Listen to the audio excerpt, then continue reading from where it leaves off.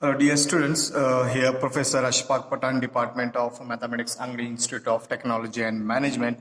So in last class, we have discussed the inverse transform when it is having an e raised to as into f of s. So we solved some examples on that type of examples.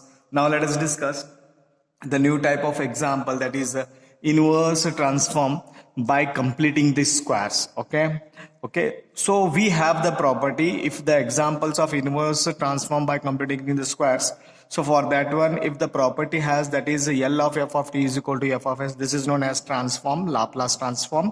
Okay, then Laplace of e raised to at f of t, which is known as first shifting property, that is you have replaced s by s minus a. So you have solved this type of property in Laplace transform. Okay, you have to go for inverse. Okay, so if it is given in an inverse form, that implies inverse Laplace transform of f of s is equal to f of t. You know this one. Okay, call it as equation 1.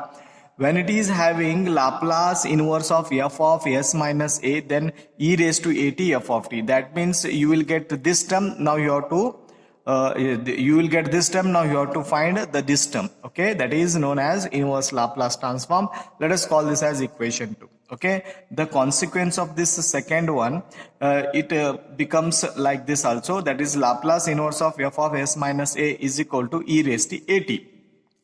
This term is as it is. Then f of t is nothing but that is Laplace inverse of f of t. Okay, you have to find the inverse of this term, that is f of s minus a.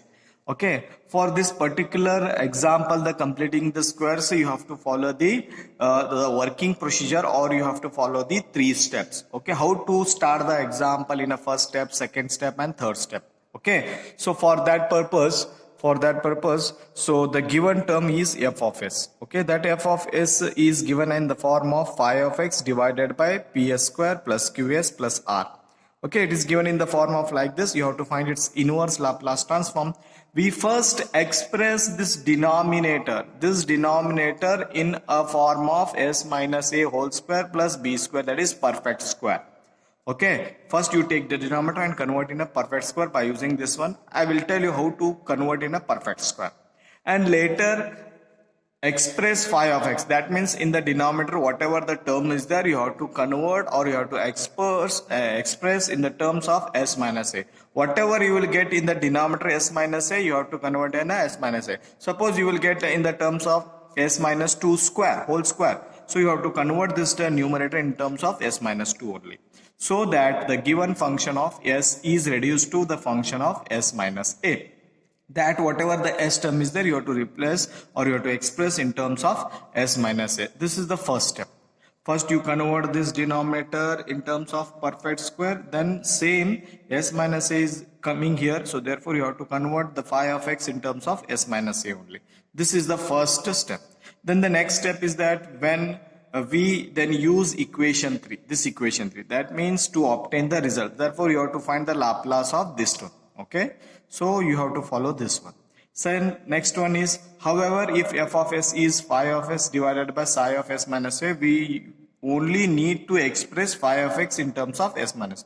In the some example, they used to give directly s minus a in the denominator, so you need not to convert in a perfect square, so only you need to convert the phi of x in terms of s minus a, then you compute the inverse transform.